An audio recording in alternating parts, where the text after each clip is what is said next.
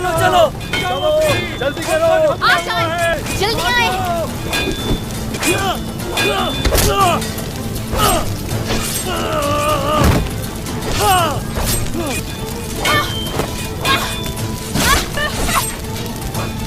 अल्लाहू अकबर। अल्लाहू अकबर।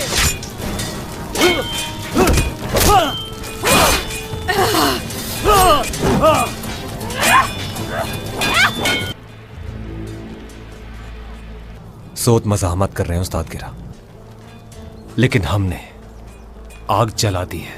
30 साल उसको खबर भेजो, फौरन पीछे हटने का कहो। उन्हें उस जगह जाने दो जिस पे इत्तेफाक किया था।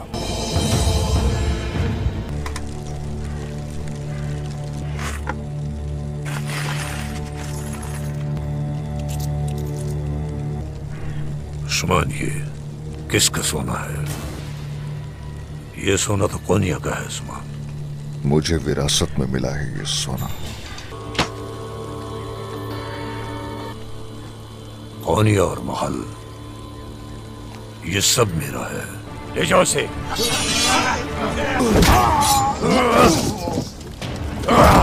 भेड़िया पकड़ा नहीं जाता, हिसाब लेता है तुम जैसों से। ये मार कर तुम यहाँ से जिंदा बच पाओगे? ये तुम्हारा नहीं, मेरा मसला है।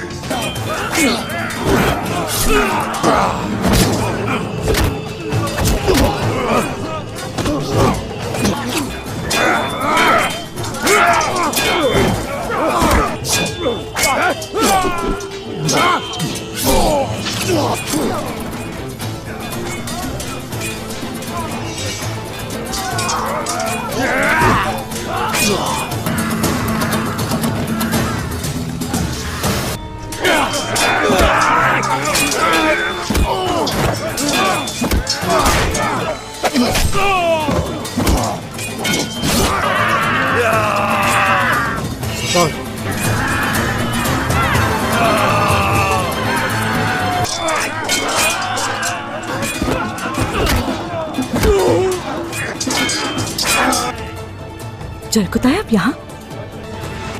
सूद पर हमला हुआ। याकूब सरदार,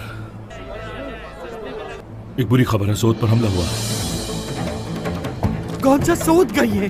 क्या? अहमद, तुम जल्दी जाओ, देखो। जो आपका हुक्म।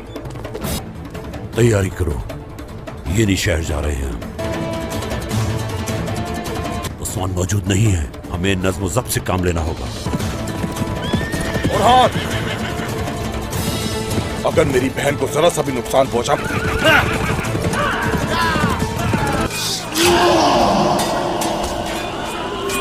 ये जंग जीतना इतना आसान नहीं है। हार मान लो। लड़कर मरना हमारे लिए शर्फ की बात है। कोनिया हमारा है, सोना हमारा है।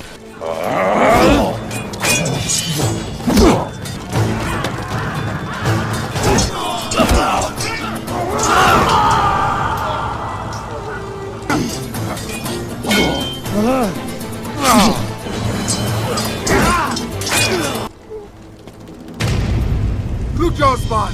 जनाब। सिपाहियों, रुक जाओ।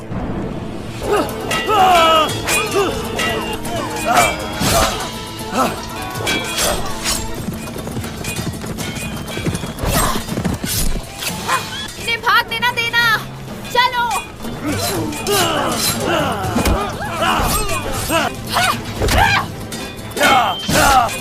सिपाहियों, हम पीछे हट रहे हैं।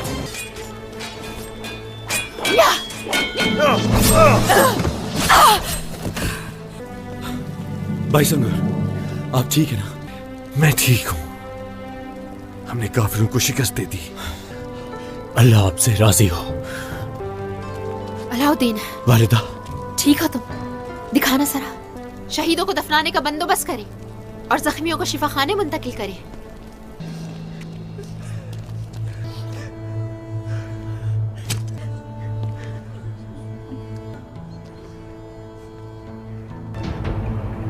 हमें ये मालूम है, अल्लाह हमारा शाहिद है। वो लोग ये सोच रहे हैं कि उन्होंने हमें हरा दिया। खेल में मजा आने वाला है वसीलिस। सोत में जो कुछ हुआ उसकी खबर याकूब तक पहुंच गई होगी। अब जंग शुरू होगी और इसका फायदा होगा हमें। चलो चलते हैं। क्या तदबीर की है तुमने? सिपाही बढ़ा दिए हैं। हमें ये इकदाम पहले ही कर लेने चाहिए थे वालिदा। बात सुनो मेरे। अगर मैं मर गया तो तुम्हारे लोगों को जान से मार दिया जाएगा। बस अपनी जुबान से मेरे बच्चों का नाम भी मत लेना। मेरा खून खुश्क होने से पहले तुम और तुम्हारा पूरा खानदान खत्म हो जाएगा। बस उठ जाओ, उठ जाओ। तुम सबकी तमाम कोशिशों के बावजूद भी तुम्हारे जुल्म और सितम के आगे हम कब झुके, चाहे कितनी भी कोशिश कर लो। छोड़ दो मुझे, वरना जिंदा नहीं बचोगे। पहले मेरे सिपाहियों को रिहा करो।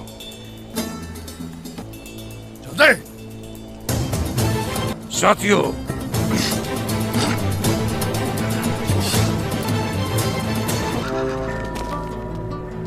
ओरहान मेरे भाई, मेरी बहन, तुम ठीक हो? ठीक हूं, मैं ठीक हूं। कोई नुकसान तो नहीं पहुंचाया तुम्हें? मैं ठीक हूँ भाई। हमने मिलकर इन सबको शिकस्त दे दी। मसले का हल ढूंढना होगा। ठीक कहा तुमने मेहमत। लेकिन मुझे एक बात समझ में नहीं आ रही कि इतनी बड़ी तादाद में सलेबी यहां कैसे घुस सकते हैं। हम इसकी तहकीकात कर रहे हैं मेहमत। तो फिर आप जल्दी से अपनी तहकीकात मुकम्मल कर ले अलाउद्दीन साहब। कहना क्या चाहते हैं आप मेहमत? चलो पीछे हट जाओ। हर चीज ले लो, जल्दी।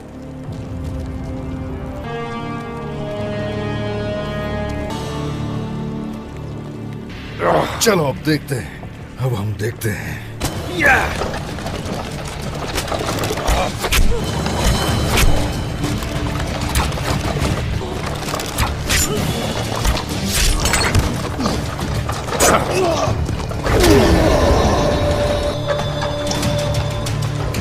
चलो।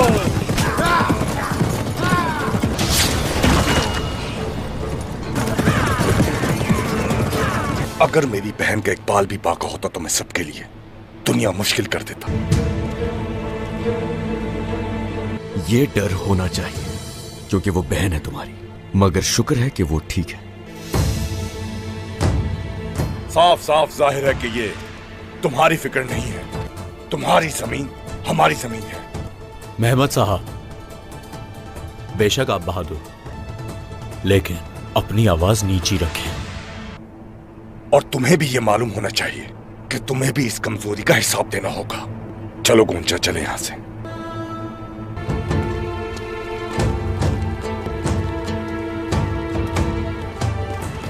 उस्मान मंगोलों के पास गए हैं। उरहान बेटा, यानी शहर जाओ जल्दी, मलहुन को खबर देनी है। ठीक है, मैं समझ गया।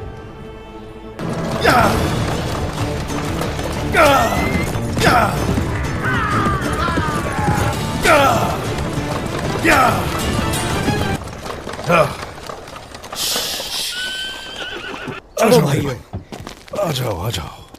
दुमरुल, सोत पर हमला करने वाले काफिर बाज नहीं आएंगे। तमाम कलों में ये पैगाम भिजवा दो कि इकदामात दुगने कर दिए जाएं। जी ठीक है मलहून खातून। हमने आपको एक जरूरी काम दिया है। आप खैरियत से है ना? इन हालात में मैं कभी भी आराम तो नहीं कर सकता।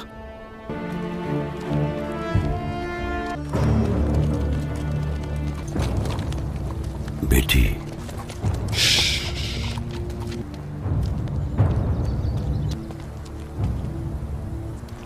कौनसा, तुम ठीक तो हो ना बेटी? सौत के हालात कैसे हैं? उन्होंने बहुत कमजोरी का मुजाहिरा किया। सलेबियों ने खुले आम शहर पर हमला किया। उस्मान साहब मंजर से गायब हैं। वो अपने महल को भी खो सकते हैं। लेकिन उस्मान ने मुझसे बैत की है। दूसरी तमाम जगह वो सब अब मेरी हिफाजत में है। आप क्या सोच रहे हैं सरदार?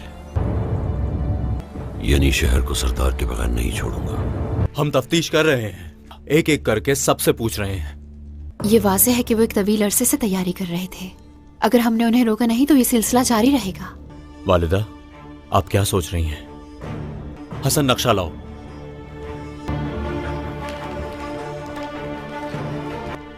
ये वो रास्ता है जो सरदार ने इख्तियार किया होगा। अगर उन्होंने फैसला किया होगा तो वो यहां रुके होंगे। हर मंगोल सिपाही के पास 3 घोड़े होते हैं, यहां उनके कयाम की तवक्को है। याकूब साहब वाकयात के बारे में सुनते ही यानी शहर चले गए हैं, वो भी काफी ज्यादा तादाद में। वो इस बात का जरूर फायदा उठाएंगे।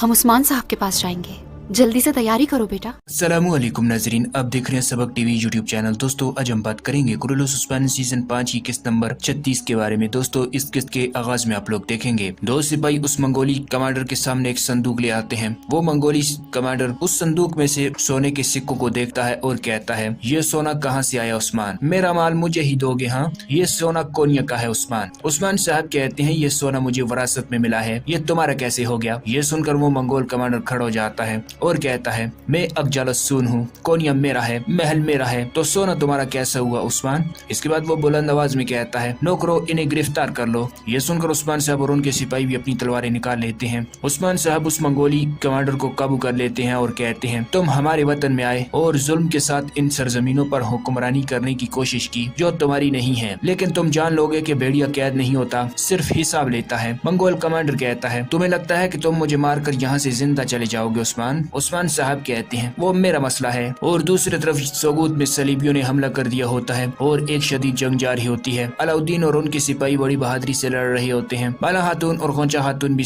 बड़ी बहादुरी से लड़ रही होती हैं और इसी दौरान खोजा खातून का बाजू जख्मी हो जाता है। अलाउद्दीन कहते हैं, क्या तुम ठीक हो? खोजा खातून कहती है, मैं ठीक हूँ, इतने ज्यादा सलीबी आ रहे हैं, अब हम क्या करें? अलाउद्दीन कहते हैं, अल्लाह हमारे साथ है, अल्लाह के सिवा कोई मालिक नहीं। इसके बाद वो दोबारा से लड़ने लग जाते हैं और इसी दौरान एक खुफिया जगह पर वैसुलिस कहता है, सोगूत मुकाबले पर उतर आया है। उस्ताद गैरा वो हथियार नहीं डाल रहा, मगर हमने हर तरफ आग लगा दी है। उस्ताद गैरा कहता है, तैसुलिस को खबर भेजो, वो पीछे हट जाएं और हमारी बताई हुई जगह पर पहुंचकर हमारा इंतजार करें। ये सुनकर वैसुलिस यानी फैसल वहां से चले जाता है। दूसरी तरफ मंगोलों के ठिकाने पर भी लड़ाई शुरू हो जाती है और तमाम लोग एक दूसरे से लड़ रहे होते हैं और इसी दौरान बहुत सारे मंगोली सिपाही बाहर आ जाते हैं और दूसरी तरफ सोगूत में भी एक जबरदस्त लड़ाई हो रही होती है। अलाउद्दीन और उसके सिपाही सलीबियों का खात्मा करते जा रहे थे और तैसुलिस भी वहाँ पर मौजूद होता है और कहता है, तमाम लोगों को मार डालो, किसी पर तरस ना खाओ। बाला खातून अपने घोड़े पर सवार हो जाती हैं और सलीबियों को मारने लग जाती हैं और बहुत सारे सलीबी सिपाही मर जाते हैं और इसी दौरान तैसुलिस के पास एक तीर आकर लगता है, जिसे देखकर तैसुलिस कहता है,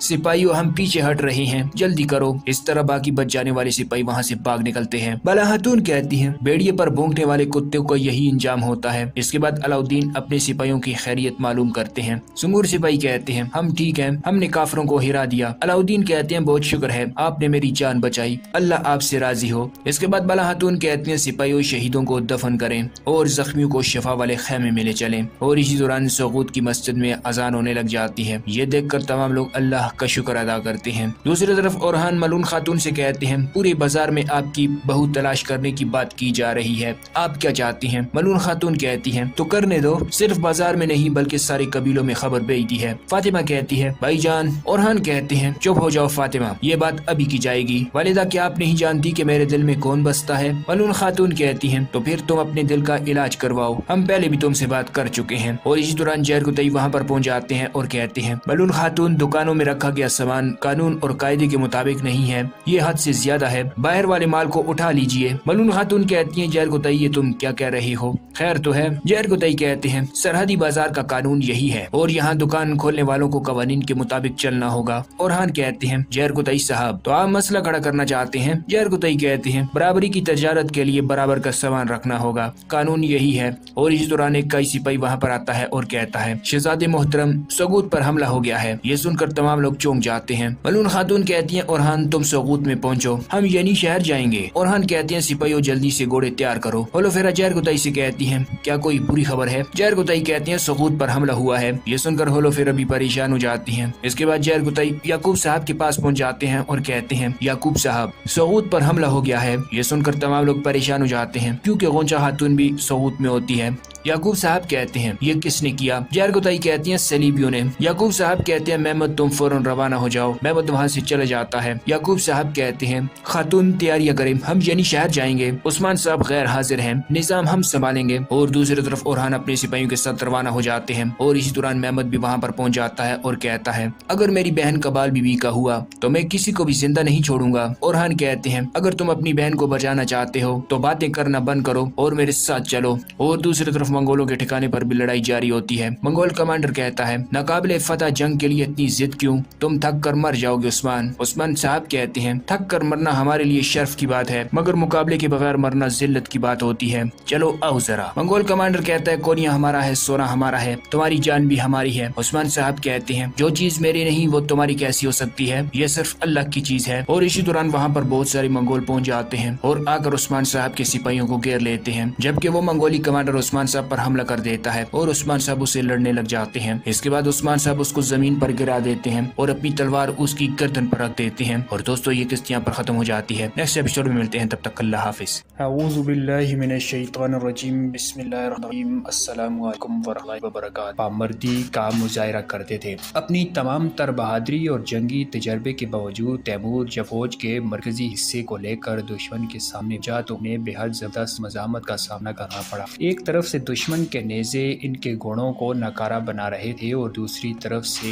इन पर बरसने वाले पत्थर सिपाही का किला कमा कर रहे थे। मगर फिर भी तैमूर ने पीछे हटने का हुक्म नहीं दिया, क्योंकि वो जानता था कि अगर ऐसा किया तो उन्हें इबरतनाक शिकस्त से कोई चीज नहीं बचा सकती। तैमूर के दोनों सरदारान दोनों जानब से भरपूर हमला कर रहे थे और जल्द ही ये खबर मिली कि अर्गिन चतीन जुनूब की तरफ से सब्जवार की फौज में रखना डाल चुका है। अगले ही लम्हे ये इत्तला भी आ गई कि सब्जवार की फौजें गौलर बेग के सामने पसपाई इख्तियार कर रहे हैं। ये दोनों खबरें अगरचे बेहद हौसला अफजा थी, मगर तैमूर तमाम तर कोशिशों के बावजूद सब्जवार की फौज के मरकजी हिस्से को पीछे धकेलने में कामयाब नहीं हो रहा था। यूँ लग रहा था जैसे दुश्मन ने अपना सारा जोर इसी मरकजी हिस्से पर लगा दिया है और अपने बेहतरीन जंगजू फौज के मरकजी हिस्से में जमा करें। तैमूर तमाम तरकुवत से दुश्मन पर हमला कर रहा था कि अचानक एक भारी पत्थर बरसने की आवाज आई। ये पत्थर इस जोर से आकर लगा